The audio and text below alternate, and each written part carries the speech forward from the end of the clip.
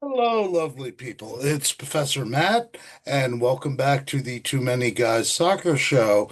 And it is Sunday, June the 1st, which means that the Champions League final is over. Me instead got that horribly wrong if you listen to our last episode. But good for PSG. Really good for my boy, Kvaratskhelia. Those of you who have been listening or watching this podcast for any length of time know that I've been championing him for a long time. Uh, so the season is a wrap. And right, what I'm going to do today, as I promised on the last episode, is do just a sort of Liverpool specific summer transfer window preview, right? And we won the league, which is awesome. And I brought this up on Liverpool specific content I've done on the channel, but also on the main podcast. We won the league, which I thought, which I'm still a little surprised about. Uh, but we ultimately failed in the other three competitions we were in because even though the squad is really goddamn good, I mean, we won the goddamn league after all. And, we talked about how, the way that Liverpool handled the succession from Klopp to Slot is really that should be the model, right? But there is an issue in terms of quality of depth. We don't have enough, right? And the other is there was a over reliance upon three or four main players. Salah definitely, but also the likes of Gravenberch and Van Dijk. If you ripped them out of the squad, I don't know how necessarily good we would be. And the other thing there too is you saw at the end of the season, even before we actually won the league, the levels, particularly of Gravenberch, just fall, just drop. And the reason for that is man was overplayed. If you look at the minutes that Gravenberch, Salah, and Van Dijk put in this season, it's a little crazy and not sustainable. And that's the key element.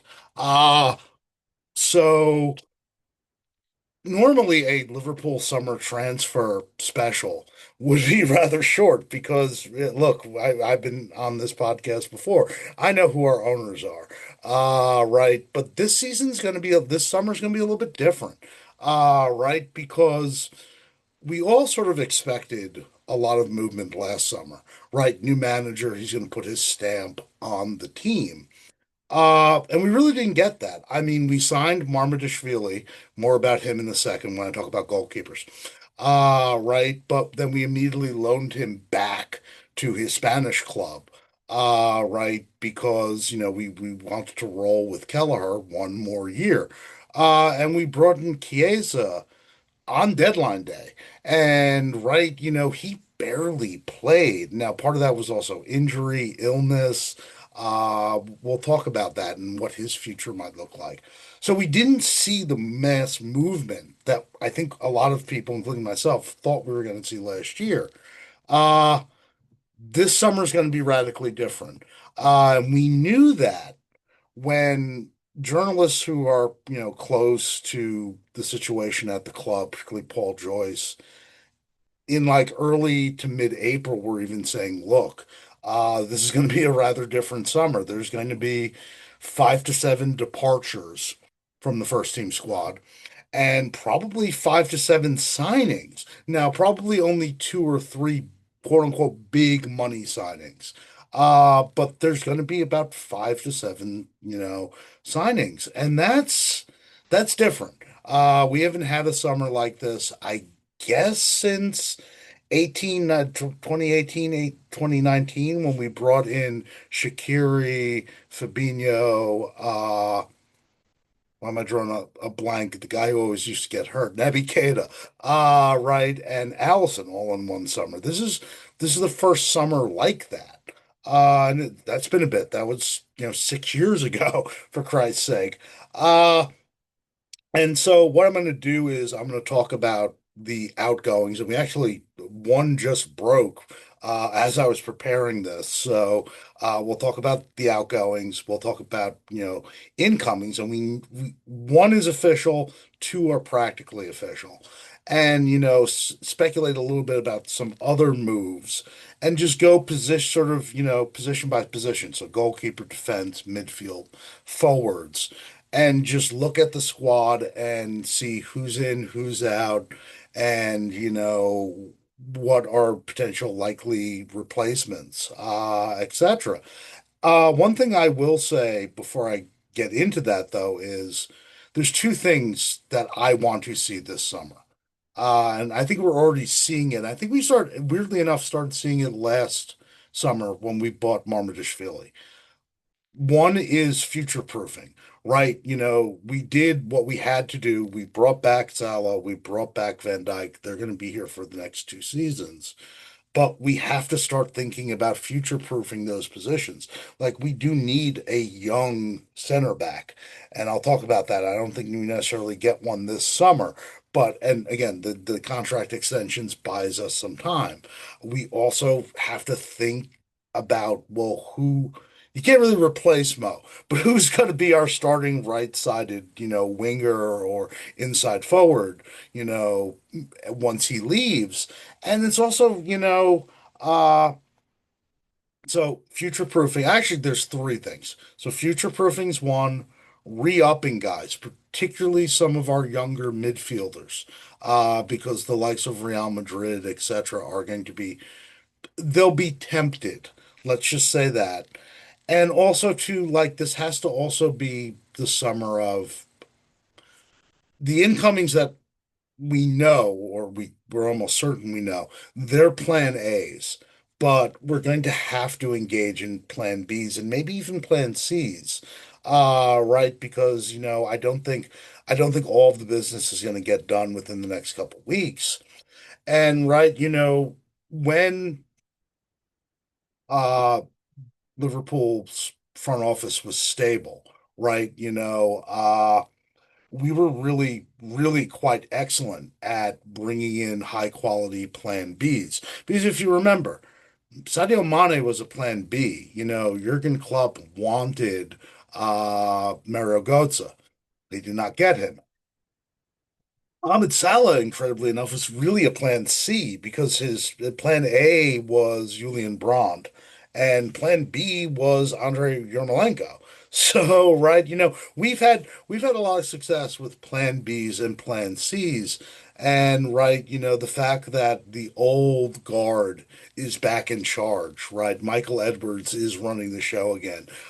Richard Hughes, who's technically our director of football, he's bringing his knowledge, and prowess to what's going on. And Julian Ward, who was Edwards' initial successor, he's back in the fold too as a scout. So, we're in good hands. This isn't like geez, 2 summers ago when we entered the transfer window without a full-time director of football, and then we hired a guy who I think his his only credentials was he had beers with Jurgen Klopp at some time. It's like that was that turned out to be actually a pretty good summer, but it was a goofy summer, right? The egg on the face with Caicedo and Lavia, right? And we got some good players through the door, but was mainly like guy found out about release clauses of dudes who played in Germany and just triggered those release clauses.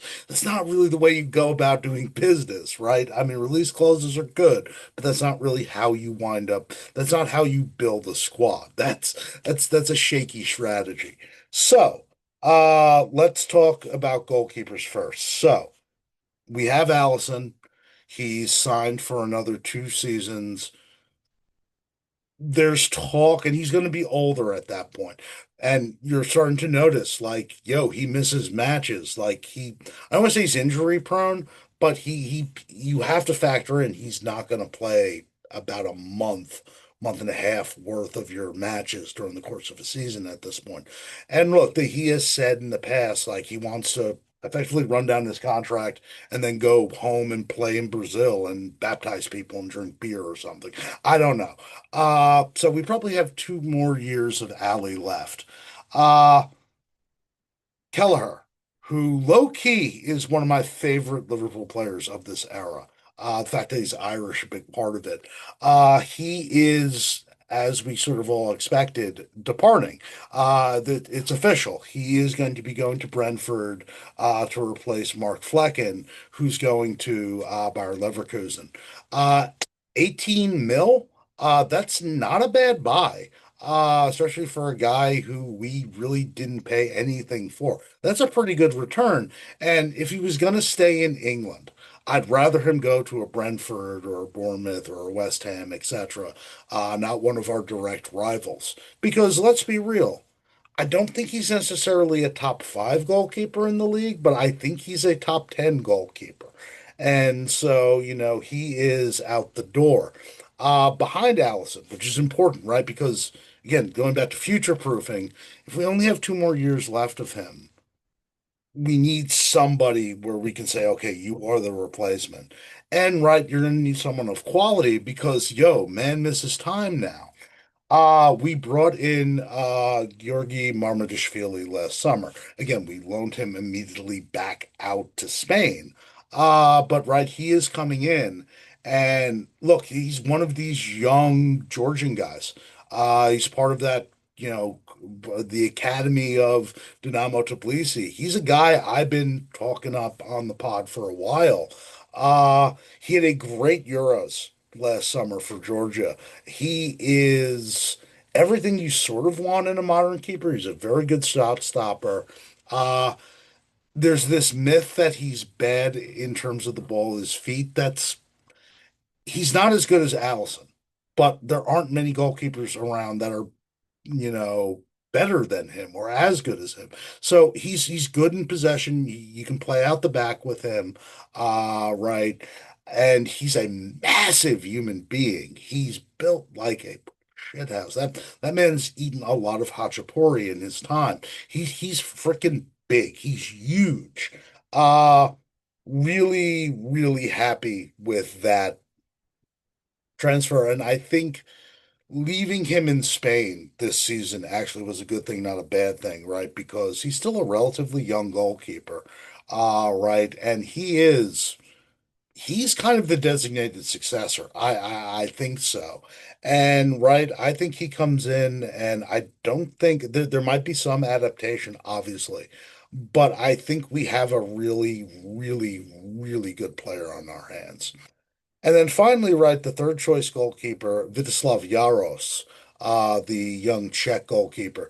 It looks like he's going to stay. And my understanding is they're close to a contract renewal. And when he was called upon, because he was called upon a couple times this year, because Kelleher got hurt or suspended, remember he got suspended. Uh, he played well. He played well, and he was part of that Sturm Graz side that won the Austrian Bundesliga last year. So I'm glad he's staying. If he left, because I think he could start, maybe not, in the Prem, but in the Bundesliga, certainly in France or something. I wouldn't have begrudged him, but it looks like he's going to stay at least for the next couple years or so, and I'm all right with that. We are actually surprisingly deep at goalkeeper, which is still mind-boggling to me because literally up until we got Allison, if you look at Liverpool's, not really success failure rate with goalkeepers in my time following the club, I mean, we had some really horrible goalkeepers over the years. So this is weird territory. The fact that we don't just have a world class number one, we are remarkably deep at the position. So let's transition to defense, and this is where we can talk about two incomings. One, already official, one that will probably be made official sometime in the next week. I think 2 weeks at the worst. We are getting new fullbacks. Not all brand new fullbacks, but we're getting new fullbacks. Uh, Trent is gone. Right, and indeed, we actually got money for him, which, like, I guess Real Madrid really want to win this World Cup, but okay, fine. Thank you for the 10 mil. Uh, and so next season we're going to have I think it's going to be a full-on platoon of Connor Bradley, who I think is going to, I love his ceiling, but you don't want to give the keys to the kingdom to a guy that young. And a guy who, again, talking about injuries, he's good to miss some time. Right. So obviously you needed depth and you needed someone who could compete with him, right? We're not just giving the job to Bradley. We ultimately went with Frimpong from Bayer Leverkusen, which I was a little surprised about, to be honest with you. I wanted a more defensive-minded right back to replace Trent, but I think, and we'll talk about the left back situation in a minute. I think I think there were two things at play. One, price. We got him for 40 mil, which I'll be honest, in today's market, that's nothing. That's really not shit. So he came in cheap. And right, the other thing is, look, Connor Bradley, unlike Trent, wants to defend. Right, he's not necessarily a defensive right back, but he can do the business. Right, and he has the application. That's always been my issue with Trent. It's not that he can't defend. There came a point during his Liverpool career which he just like couldn't be asked to defend. Connor Bradley, he wants to defend. He can do that. But going forward, he's not bad, but he's not Trent. Frimpong, although not as creative, he can offer you a lot of that. And so I think that was what part of the reason why too, that we wanted someone who could at least do a fairly decent Trent impersonation. And the thing with Frimpong is too, he's freaking fast. And so, even though he's not necessarily the best technical defender, his recovery pace is actually elite. So that's going to be pretty good. And again, too, this isn't the old Jurgen Klopp, both fullbacks go, up the pitch. In this system, one of the fullbacks bombs up, one goes to the midway line and kind of chills.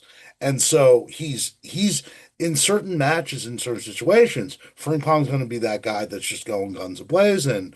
Uh, Sometimes I think when we have Bradley, he'll kind of be a little further back, most of the time. So the more that I've thought about this signing, the more that I like it. Right. Especially considering what we're going to be doing at left back. So Andy Robertson, look, been one of he might actually be, if you're just talking about price, one of Liverpool's greatest signings ever because we picked him up off of God. We got him on a free from Hull, right? We picked him up off the scrap heap, and for about 3 or 4 years, he was the best left back in the league and arguably the best left back in the world. But he is declining. There's no mistake about that. Now, is he full on useless? Far from it. He had his moments this season, and right, in terms of the Trent Robbo partnership, Robbo was always the more defensively reliable, and he can still he's good for a brain fart now and again. But he's still fairly reliable on that front. And, he is part of that, leadership committee within the dressing room. And, he does the stuff he does behind the scenes, I think is extremely important. But the end is nigh, right? Father Time is undefeated. Word on the street is that he is willing to sign a 1 year extension, which would mean effectively Mo, Van Dijk, Robertson, and Allison would all leave at once, which kind of makes sense because that's the end of that particular, version of Liverpool under Klopp. Uh, right. So we're getting a new left back in, and he's a guy who I've been pining for on this podcast for the last year. It's Milos Kerkez from Bournemouth. Personal terms apparently have been agreed. Uh, it's a matter of the fee, and actually, it's less the fee; it's more how the fee is going to get paid out. It's looking like it's going to be somewhere between 45 to 50 mil, which again, in today's market, isn't that bad. I love this signing. I've been all in on this guy for a long time, and maybe the reason for that is quite simply he is a Robbo regen. He's just like a Robbo clone. Their games are eerily similar. And I would make the argument that Kirkaz is way, way more further ahead in his development than Robbo was at his age. So I like this signing and I like it a lot. And again, Robbo could, I think Kirkaz will be the quote unquote number one, but Robbo he'll see pitch, that's for sure. And he can teach this kid up. And right, there's already a familiarity with Kirkaz and Richard Hughes, our sporting director, because he brought him in from Bournemouth, so we know exactly, what this kid's all about. But also too in the, dressing room with Dominic Szoboszlai. These two guys are buddies, and apparently Szoboszlai has been like recruiting him to come to Liverpool for a while now. So I actually more so than the Frimpong signing because Frimpong was a little bit more of a surprise. I didn't think we were going to go with that kind of profile of a player to replace Trent. Right. But Kirkes, I've been saying we got to do this for the last year or so. And so I'm thrilled. But this means that Costas Tsimikas is probably, well, no, he's getting sold. Right. Where he winds up, I don't know. Right. I think he could start for some like mid to bottom tier teams in England. I think he's a nailed on starter in a lot of places. Actually, Germany would be great for him because his game suits the Bundesliga in so many ways.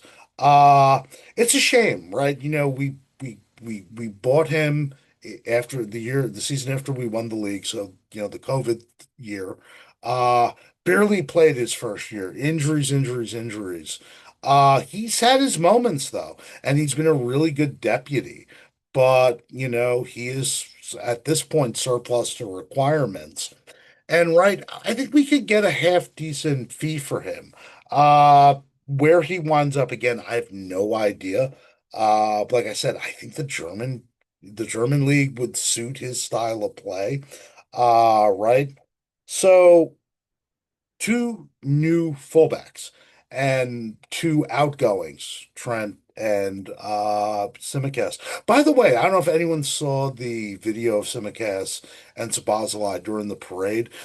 I've always liked Tsimikas, and I know why now. He's a fucking weird dude.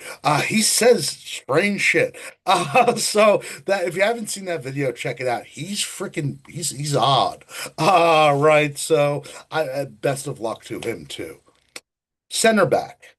This one's dicey. So at the moment, we have four recognized senior center backs. I think we need a fifth, but we have two guys in the under 21s that I know Slot thinks highly of. Can one of them be that fifth guy? I don't know. What's his name? Jesus, I'm drawing a blank here. Uh, and he's still on the books, incredibly enough. Why am I drawing a blank? It will come to me. Not Reese Williams, although I think he still technically is on the Nat Phillips. Nat Phillips is still there. Worst comes to worst, Nat Phillips as your fifth choice center back is not the end. You could do way worse than Nat Phillips. The fact that he's still on our books, though, is bizarre to me because every summer we say, "Oh, we're going to get rid of Nat Phillips," and we never do. But the four recognizable nailed-on guys: Van Dyke, 2-year contract extension. We like this. Ibu Konate, who had for my money, his best season ever. Uh, but who is also out of contract after this upcoming season. So that's what I mean. We have to be proactive and also re-up some of our own this summer. And apparently, there were negotiations earlier in the year. They didn't go sideways, but they really didn't go anywhere. They have begun, I guess, today. That was the plan anyway. And right, this is from what I'm hearing, re-signing him is and extending him is a priority. So I expect that to get done. Probably not this month, maybe not even in July, but probably around the time the season starts. Right, re-upping Ibu is important. Uh, and then you have Joe Gomez and young Jarrell Kwanzaa. There was some speculation earlier that Gomez could leave. It looks like he's going to stay. He wants to stay. He actually really enjoys being at the club, and he's starting to take on more of a leadership role, which again, going back to Robbo, that's kind of important. You still need these guys, even if they're like not, nailed on starters. And I love Joe Gomez's versatility. He can play center back, he can play left back, he can play right back. Having a guy like that in your squad is extremely useful. And indeed, notice I was talking about earlier about the lack of quality depth. We got bounced. We lost the cup final, the Caribou Cup final, and we got bounced from the Champions League. And our FA Cup run too all ended after he got hurt, right? Because we did not have that quality of depth. Right, and a guy that versatile who can cover all those positions. So if he's going to stay, and it sounds like he is, I'm thrilled. Kwanzaa. In my notes, I have a giant question mark because he was the starter opposite Van Dijk in our first match, and he got benched at halftime. Does he fit into Arne Slot's long-term plan? I don't know, right? Because the one thing I like about Slot is Jurgen was great, but sometimes Jurgen would just, protect players. Right. He wouldn't speak frankly. Slot doesn't necessarily come out and say something, but you can infer a lot from what he says or who he talks about and who he doesn't talk about. More about that in a second. It's hard to read the tea leaves in terms of Kwanzaa because on the one hand, he has said he's mentioned him in terms of the future several times. And not just, at the end of the season presser, repeatedly. But I think he is one of the guys in the squad, and I think there's a few of them, where if the right offer came in, yeah, we would be willing to potentially sell him, which would necessitate that we go and we get a center because you can't roll into a league and a title defense, certainly, with only three legit center backs. You need at least four. Ideally, I think now in today's game, you need five. So that's something to, look at. Uh, do I think he's going to leave? I don't know. It's hard to say. If he doesn't, I don't think we're necessarily in the market for a center back. I think that's something we deal with. We look at next summer. If he is dealt, however, we're going to need another center back this summer. Potential names.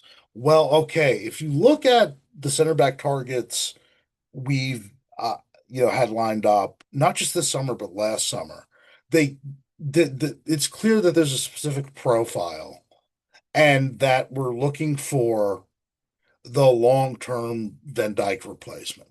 So last summer was supposed to be Lenny Euro, and he apparently was close to signing, but it wasn't fee, it was playing time. United could offer him immediate playing time. We and Real Madrid, who were also in on him, couldn't. This summer, although this has gone up in smoke, Dean Huijsen. We were seriously looking at Dean Huijsen, but it was a sort of similar situation. But part of it was Real Madrid is Real Madrid, and when Madrid calls, you come. Uh, but Xavi Alonso was like, "Look, no, you are going to be my, I assume." left-sided center back in my starting back three.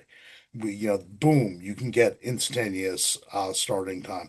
And he's Spanish, even though that name doesn't sound remotely Spanish. He is, in fact, Spanish. So scratch him off. Names that I've heard bandied around that we're at least looking at. One is Mark Gahey. I think that's a bunch of bogus bullshit. And the reason for that is it's not that I dislike Gahey. I think he's a good player.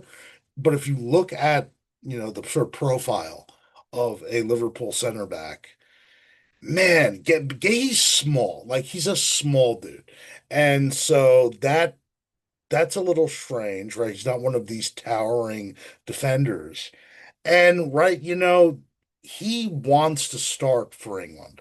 And the World Cup is coming up next year. I don't think he'd want to come to Liverpool to sit bench for 2 years, to be groomed as Van Dijk's successor.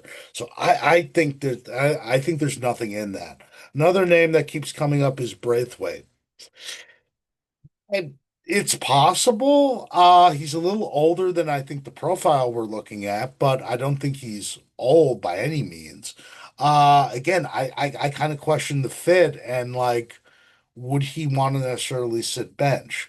He's also not going to come cheap. Uh, Hincape from Leverkusen, we've been linked with him for what seems like an eternity. But those links are coming up again. Uh, I don't know if he'd be a Virgil replacement, but I think he would at least be willing, right, to kind of take on a squad role in a good team. Right, Liverpool is a step up from Leverkusen, and he can also play left back, which that's kind of cool. Another name that really just came out of the blue recently is David Carmo, who's probably was I didn't know about this guy. He apparently is he plays for Porto, but he's been on loan at Olympiacos for the last year and a half. He's in his mid-20s, so like that's when center backs kind of hit their peak. Uh he's intriguing. He definitely fits the profile. He's 6'5", big fucking dude. Uh and I I guess we could probably get him for fairly cheap. My one caveat there is the difference in quality between England and the Premier League and the Greek Super League is kind of vast. And I know he was exceptional in Greece, and he's rather highly thought of. But I have to watch more of him. And right, certainly he's not a guy you break the bank for. Again, for me, I don't think we're necessarily going to go out and get a center back if Kwanzaa stays. I think that's something we might do next summer. And the guy next summer who I would love for us to get, and I think it wouldn't be as complicated selling him on, oh, you might sit bench sometimes because, right, Virgil would only have 1 year left, is Nico Schlotterbeck from Dortmund. I would love him as a Van Dijk replacement. I've liked him for time, and I think his development has kind of stalled a little bit at Dortmund. Like it's kind of gotten stale. I think a move to a better league, more competitive league would do him a world of good and managerial stability too, right? He's been through three managers at Dortmund now. He's still relatively young. He fits the profile. He's a big freaking dude. He's athletic. Right. So unless we sell Kwanzaa, I think I would, unless some like real bargain, or if they're really, again, maybe this guy who's at Olympiacos, if you think he really could be something, by all means bring him in. Like I said, you need five, so him as a fifth choice, or have him and Kwanzaa battle it out for like that fourth choice center back position. I'd be cool with that. But I don't think going back to future proofing, I don't think we're going to find the Virgil replacement this summer. I'd be very surprised if that was the case. Midfield. So These are the midfielders currently in the squad. Wataru Endo, Colt Hero, Scout Samurai. Uh, he has 1 year left on his deal. I I think he stays. And the reason I think he stays is over the course of the season, it was clear that Arne Slot slowly but surely started to trust him more. And he is versatile as hell. He can play one of the holding midfielders in the pivot. He can play center back, but talk about like not the profile. He can also play right back. And you know what you're going to get from Endo. And like I said, he has 1 year left, and he is a 31-year-old Japanese man. We are not getting a goddamn thing for a 31-year-old Japanese man with 1 year left on his deal. I'm sorry, we're not. So if I was Edwards and Hughes, I would keep Endo around for one more season. Why the hell not? You're not paying him that much, and he's versatile. Tyler Morton, who I think he's a pretty good player, but I think his ceiling is limited. He's, I think, as good as gone. And right, I'm already hearing rumors that Leeds might be in on him, Sunderland potentially. So, some of the teams that just came up, he's going to get moved on. And, if we get a decent fee, like even I think his upside is limited, but he's still very young. Uh, somewhere in the 10 to 12 mil range. I think you just take that. You just take that. Uh Gravenberch obviously stay, but you need to, lock him up because, Real Madrid might come calling. And the good news on that front is apparently we are negotiating with him and his agent on an extension. And so that if we can get that done before the summer ends, that would be brilliant. Alexis McAllister, ditto on that. And word on the street is we haven't started talking to him and his agent yet, but that's in the world. We're going to be beginning those conversations soon on an extension. And I think Gravenberch is important. We have to lock him down because he is effectively our six, but we don't really play a six. He is our defensive minded midfielder. McAllister's arguably outside of Salah and Van Dijk and probably Allison, he's probably our fourth best player.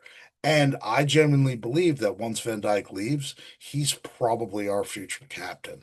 So I would lock get him locked in as soon as possible.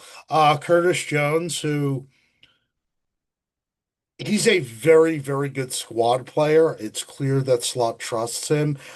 He's developed. I mean, I was on this podcast 3 years ago, and I was like, gotta send him out on loan because he needs first team football because he isn't ready for this. He's really matured and blossomed into a pretty good player. Is he an everyday nailed on starter? Hell no. But he's a great guy to have come off the bench. And right, what I've learned from 1 year of slot ball is he likes versatility in his midfielders. That's going back to we don't really have a six.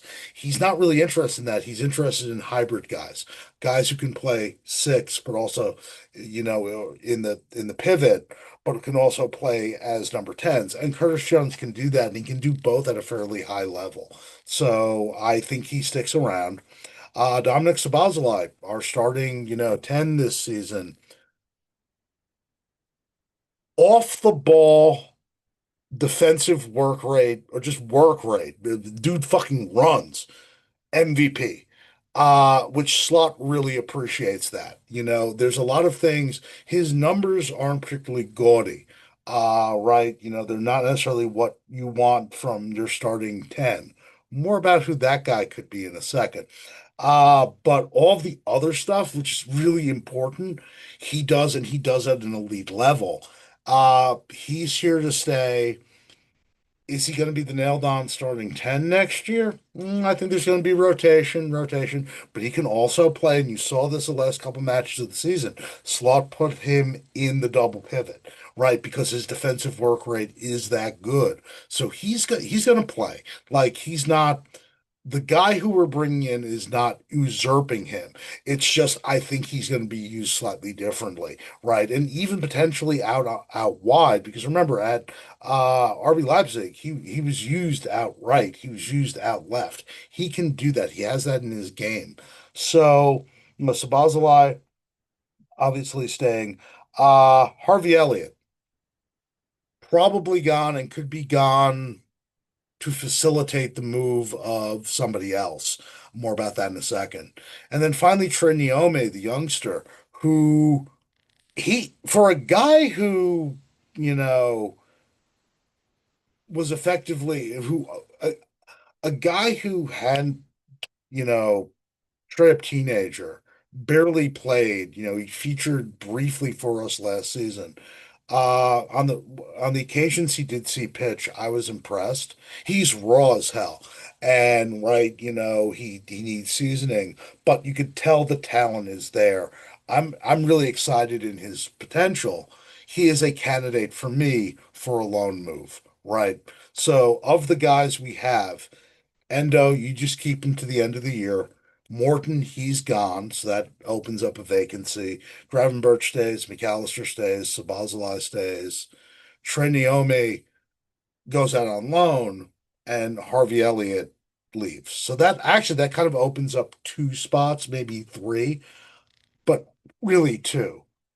So what do we need? Well, we need another sort of attack-minded 10. And we need one of these hybrid 8-6 kind of more defensively minded guys because you saw the wear and tear on Gravenberch as the season progressed. He can't start and play that many matches. He can't start that many matches. He can't play that many minutes next season. He can't. He can't. He can't. And I hope he gets a nice long rest this summer. So we need someone of a sort of similar profile, a guy who's not necessarily a traditional six, but a guy who's kind of a hybrid. So the 10, oh, it's all but assumed we have that 10. Florian Wirtz is going to be a Liverpool player. Personal terms have been agreed upon. He, doesn't want Man City, and City actually pulled out. And, he really doesn't want Bayern Munich, and Leverkusen, credit to them, does not want to sell his ass to Bayern Munich. So look, he's going to be a Liverpool player. There's some fans already freaking out a little bit because it became clear that he was coming to Anfield about a week and a half ago, but the deal hasn't gone through yet. Well, first of all, it's June frickin' 1st, so there's that. Secondly, this is going to be a club record signing. This is going to be, north of 120 mil. That takes time. My understanding is it's going to be done probably within the next week, week and a half, because it's not the price. We're going to pay them the money. It's about, add-ons, right? That's what we're negotiating right now. And, Leverkusen, they're losing a lot of guys. They're kind of feeling us out if we'd be willing to send a player their way. And the obvious guy to do so would be Harvey Elliott. And look, I like Harvey Elliott, but Harvey Elliott does not really fit what the Arne Slot system's trying to do. He doesn't have the defensive work rate and the off the ball stuff that Sabazlai does. He doesn't. He's direct. He's very direct, but he's not really a creative number 10. He's so much a Jurgen Klopp style player.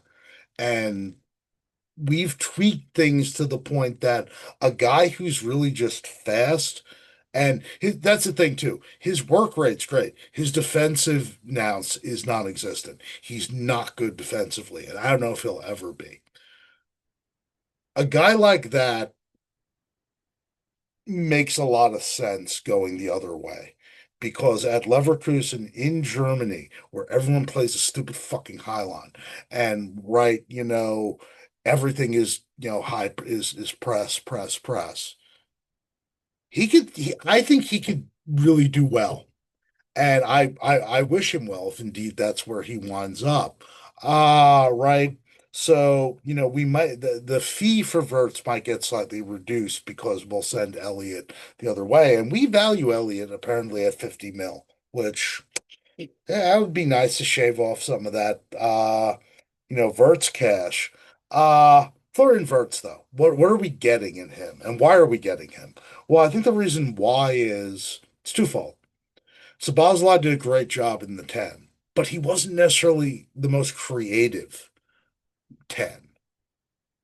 And Trent's leaving. And that, look, I'm not going to miss Trent's defense, but I'm going to miss that creativity. Everybody is. How do you replace that?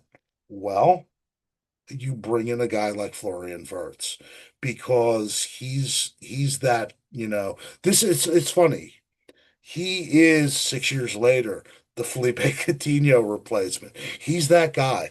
Right, incredibly creative, which will take some of the burden off of Salah, which means we don't necessarily have to, there'll be some matches where it's like, Mo, you can start the match on the bench. It's okay. We got Florian. Florian can do some of this dirty work. He can create. So it's taking some of that burden off of Salah. He can also play out wide. So he can play out on the left, which we might need, right, depending on how other things show up or turn out, I should say. And, going back to taking some of the burden off of Mo. So Bosley and for that matter, Harvey Elliott, their goal tally isn't anything or, isn't really anything to, write home about. I mean, they're useful, but they're not elite. Vertz's GA in all competitions this year was 31. That's pretty goddamn good. He's young, he's versatile, he's creative, and he goes get goals. And he could be, just right, we're cycling out that generation of stars from the Klopp era. I think, in 2 or 3 years, might be the face of the club. Right. We're talking about, who are Liverpool's best players, and we're talking about Florian Wirtz, and we're talking about, Alexis McAllister and maybe Georgi Marmajishvili and Kirkes, like these are the guys we're talking about. So I was shocked. I did not think we were going to be going in on him. And I wasn't really even certain we were going to go in on a 10 because, like I said, Sabazlai did a good job this year. Verts offers you something different, though. And again, it adds to the versatility and the flexibility of the squad. I love this. And right, Liverpool fans who are like bugging out, don't bug the fuck out because he's coming. It's just going to take some time. So let's talk about forwards. Mo, the Egyptian king, 2 more years. We're cool. Cody Gakpo, who had arguably his best season as a Liverpool player because he played out wide, which I've been saying for a while. Luis Diaz, who we'll talk about him in a second. Uh Chiesa, we'll talk about him in a second. Darwin Nunez, his ass is gone. Doesn't really he can tell his new employer that Arne Slot made his hold-up play better, which did improve this season. But his game is just doesn't work in England. He's fast, your best defenders are just as fast as him. He's physical, your best defenders are just as physical. And let's be real, he is not clinical, right? And that's been his big problem. Diego Jota, we'll talk about him. And then Ben Doak, who I'm almost convinced is gone, although I do get the sense that maybe Slot will have him compete during the preseason. This may not be the end of the Scotsman, but we'll see. So, in terms of wing forwards, inside forwards, one, if not two, might be leaving. And I think definitely if one of them leaves, one of those two leave, we're definitely going to actually be in on somebody. So the forwards in questions that might be moved are Chiesa and Gakpo. Excuse me, Diaz and Chiesa, not Gakpo. Gakpo's staying. Diaz. Apparently, there's Saudi interest. I don't think he, as tempting as it would be to cash in on that, I don't think he'd want to go to Saudi Arabia at this point in his career. If maybe he's like 31, 32, yeah. But, I don't think that's realistic. But the links to Barcelona are still there. And right, I'll give Luis Diaz mad credit too, because he's been very straightforward. He's like, if Barcelona came calling for me, I would like to go there because I'm Latin American and that's like the thing. But I'm really happy here at Liverpool, and if they don't come for me, I'm here. I'm a Liverpool player. I'm happy. I'm winning stuff. It's all good. So I think there's a 50-50 chance he leaves, but it's ultimately going to be, can Barcelona get the cash to pay us to get him out of here? And I understand the evaluation is 80 to 85 mil. That might be a hill that Barcelona doesn't want to necessarily die on. So I think this is going to be a lingering story over the course of the summer. If you put a gun to my head, I think he stays at least one more season. And then maybe next summer, when he'd only have one more year left, maybe he'd leave to Barcelona. But, it's possible. If Barcelona can give us the money, I think we would sell him. It's kind of like what I was saying about Kwanzaa. If a team comes to us with the right offer, yes, I think he get moved. But in reality, there's only one club, and that's Barca, that I think seriously, is in on him. I don't think he's going to go to Saudi Arabia. That doesn't make any sense. Uh, the other is Federico Chiesa, who, in my notes too, I have a big old question mark next to his name because I have no idea what we're going to do with him. On the surface, it would seem like we would just jettison him because he barely played this season. He really did. But there were a bunch of circumstances. He was still recovering from a major injury, which now he's 2 seasons away from. He got hurt almost as soon as he showed up. And then man got some like flu from hell. So his first season here, maybe his only season, was a mess. It was kind of a disjointed mess. But the reason why I'm not certain that we're going to jettison him is, again, going back to what the manager says. Slot made a point to single him out in, his final presser. And he said, look, he essentially said what I just said. There were a lot of circumstances above and beyond our control. And then he said, look at Ryan Gravenberch. And look, Gravenberch's first season, same deal, got hurt. That messed with his, adaptation period. The fact that he brought up Gravenberch, who was easily our most improved player between last season and this season, in the same breath as Chiesa, leads me to believe that if an Italian club comes in for him and they have the money, yeah, we would probably sell him. But it also tells me I don't think we're actively shopping him. And it also tells me that Slot sees a potential future for him at the club. Right. So I don't know. I don't think we're actively shopping for a wing forward, an inside forward. Uh, but just a handful of names of guys that potentially could be replacements. Uh, Malik Fofana from Lyon, 20-year-old. Uh, I like his game a lot, but I don't think we go in on him unless we sell Diaz, and particularly if we sell Diaz, right? Because if we sell Chiesa, I think we're actually, I think there's a plan, right?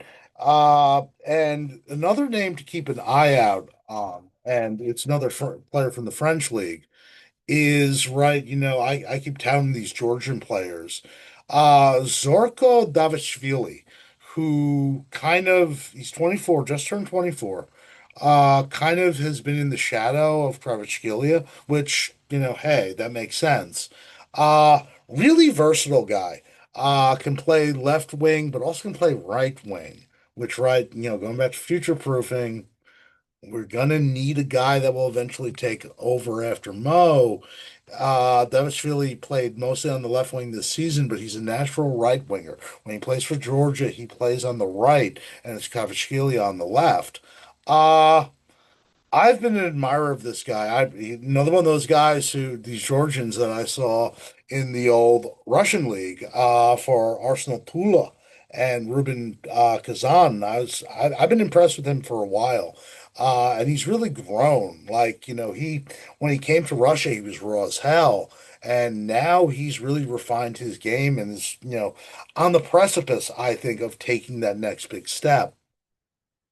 If I was Liverpool, regardless of whether we sell Diaz or Chiesa, but especially if we sell one of the two, he's a guy I'm looking at because he is, if you look at his GA, it's close to 20. It's 18 combined goals and assists for a dog shit Saint Etienne squad. Right, and they got relegated, but he was so easily their best player. I think we can get him through the door, and I think we can get him in sheet.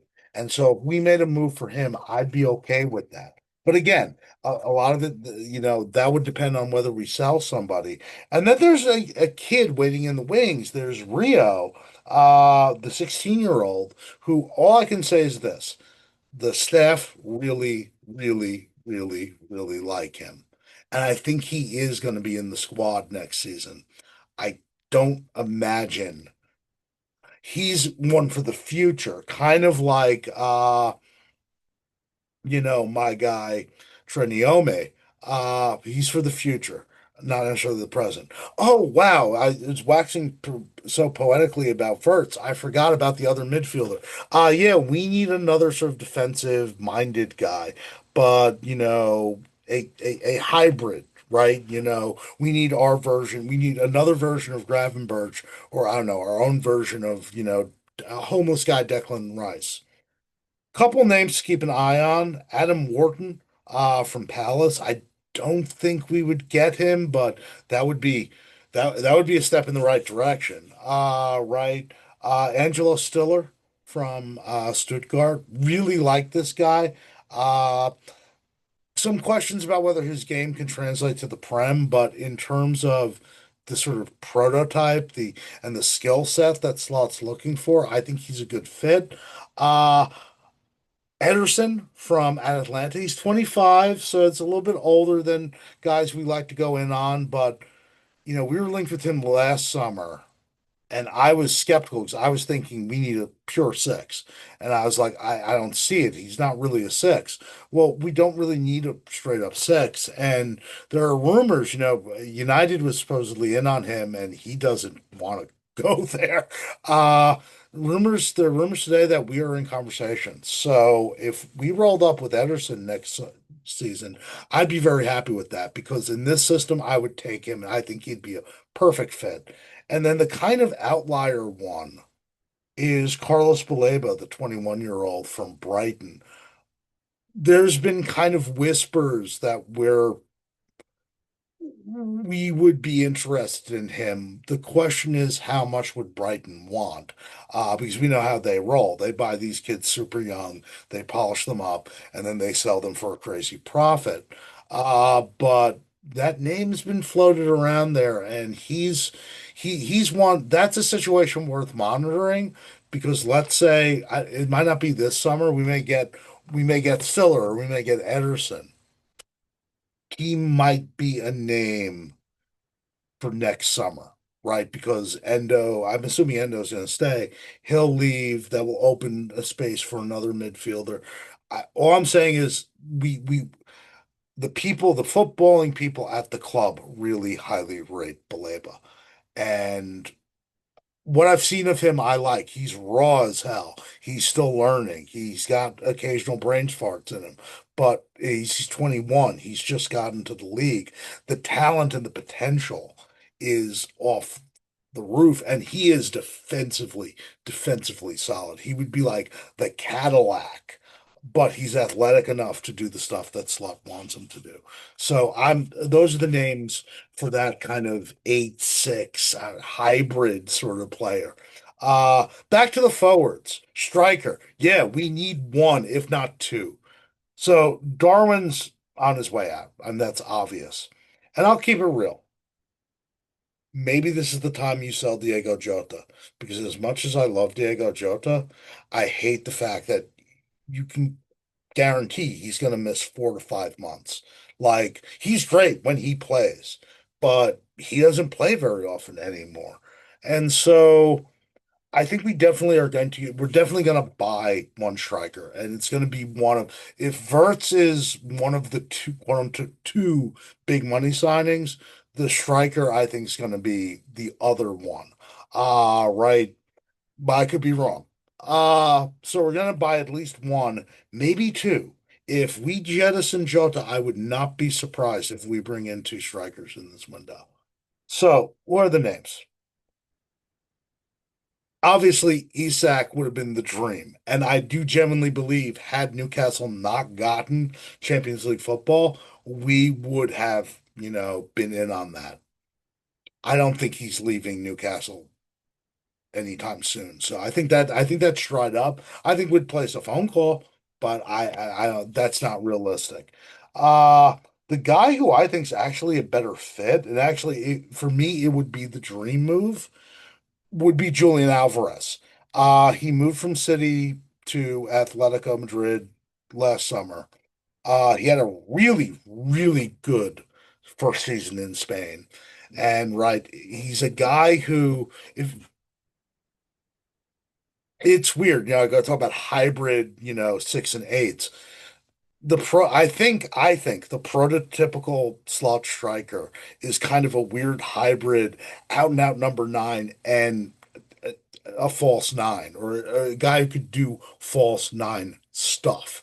A guy who has hold up play, has good first touch, can create for himself, but also can create for others. And right, what's been Darwin's big issue?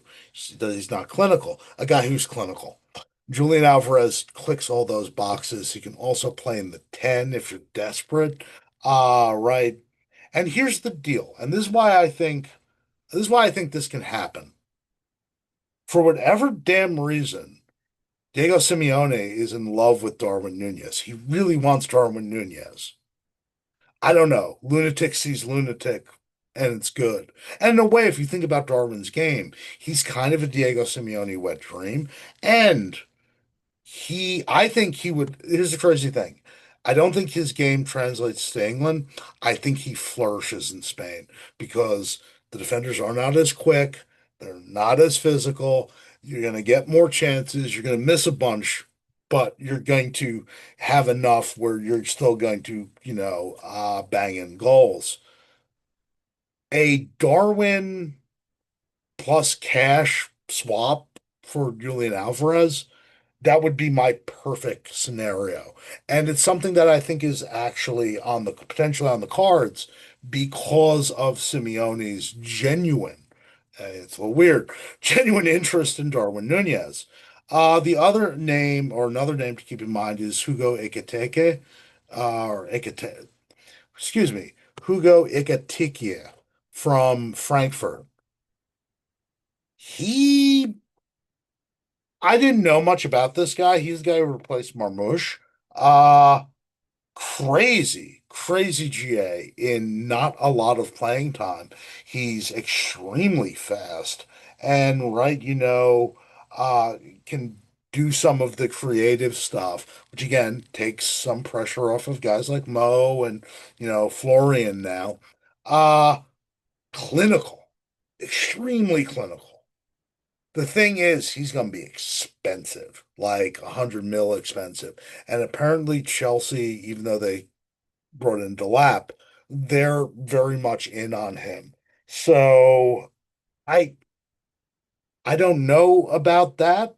Uh, Another name, Victor Osimhen, who we've all kind of forgotten about. Uh, Apparently, Napoli also really like Darwin Nunez because I guess they figure if Lukaku can work here, why not bring in a guy who's kind of like, younger, crazy, like a lunatic Latin American version of Lukaku. Swap deal, Darwin, cash, give us Osimhen.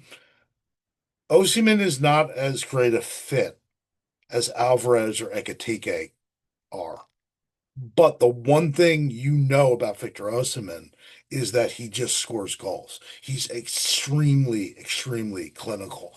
And you think back to all those chances that Salah put on a plate for Darwin Nunez for him just to like sky or, get everything wrong, his feet wrong or something. Or this was Darwin, man. So his way of dealing with most clear-cut chances is just to hit hard, smash. But he hits it hard, smash right at the goalkeeper. I guess he assumes it will go through the goalkeeper or something. It's like Darwin, no, like he's fucking goalkeeper, bro. Like his job is to stop it. Like so, if you imagine all those chances going to a Victor Osimhen as opposed to a Darwin Nunez. Ooh, that's intriguing. Right. Again, I don't think he's as good a fit as let's say an Alvarez or a Ekitike, but I'd be all about that. And then two other names really quick before we call it a day. Benjamin Sesko from RB Leipzig, but if I put money on that, I think he's going to wind up at Arsenal. I mean, Arteta really, really seems to like this guy. And so do I. I like him, but I don't necessarily like him for Liverpool right now. And the reason for that is simple. He is raw. He is a project guy. The best version of Benjamin Sesko you will not see this season. You'll see 2 seasons, 3 seasons from now. We have a window that's open. We can't wait for that shit. Now, if Sesko, let's say we sold both Darwin and Jota, and let's say we get Julian Alvarez, and then we replace Jota with Sesko, I'd be cool with that. I'd be okay with that. I don't want him as the number one because like I don't really want a full-on project guy being my number one. Because that's what we kind of had with Darwin and it didn't work. And then finally, uh, and again, if we sell both, I think this guy, I think he winds up being a Liverpool player somehow. João Pedro from Brighton. And the reason I say that is he's probably going to come pretty cheap. I've heard 40 to 50 mil, which is potentially a bargain.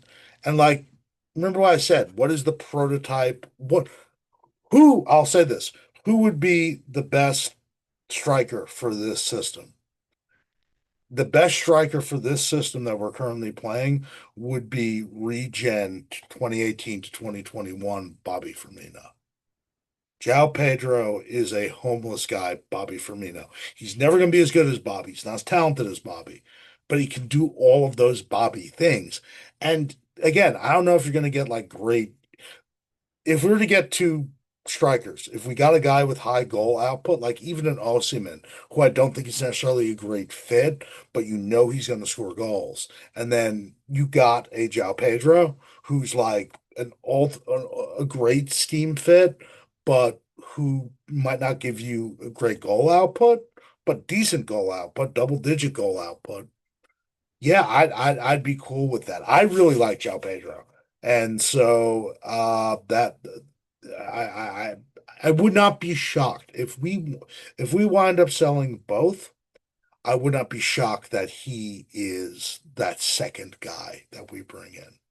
And then finally, real briefly, there's one name at striker you're probably like, well, Professor Matt, you didn't mention him. Gyökeres. I didn't mention him for a reason. One is the club apparently we've done no work on him. He is not apparently on any list. Right, other clubs have done the due diligence where it's not going to be like a Caicedo thing where we just go after a player at the last minute without like doing any homework or anything. So I genuinely believe he is off the table. He's not on. it was like the NFL draft. He's not on our draft board. And I am 100% cool with that because he is, for me, the hardest player that's going to get moved this season. For me, he's the toughest for me to figure the frick out because I can only see Gurkerez going one of two ways. Either he's going to sign with somebody and he's going to bang and it's going to be like Haaland 2.0, or he's going to sign with someone and he's going to suck. Because look, I've seen this, Darwin Nunez. The gap between the quality in England and Portugal is freaking significant. And I'm not totally sure if his game fully translates to England. Right, maybe he signed someplace on the continent and he bangs out. I don't know. I see it either going great or it going horribly.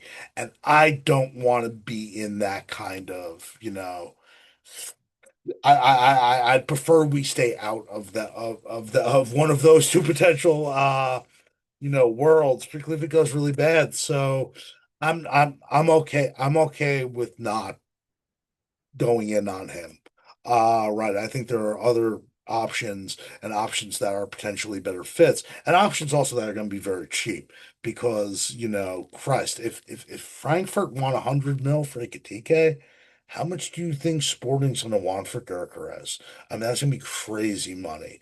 Uh, and right, even though we're actually going to be spending money this summer, the word on the street is there's going to be two big ones. Verts and somebody else. So, this is Professor Matt for the Too Many Guys football show. And yeah, this is my Liverpool summer transfer window special. And you heard, a bunch of names and, outgoings, incomings. And we'll be checking in definitely as the summer progresses and see what happens, right? We know for sure two outgoings. We're pretty sure we know three incomings. What are the next couple months going to bring? And right now, how can we maximize this window? Because, I genuinely believe there's a 2 to 3 year window here where with this squad is currently constituted, with other pieces added, we can win a lot of stuff. Anyway, I hope everybody is well. Take care of yourselves. And if you have not, like, comment, subscribe, do the thing. Take care, friends.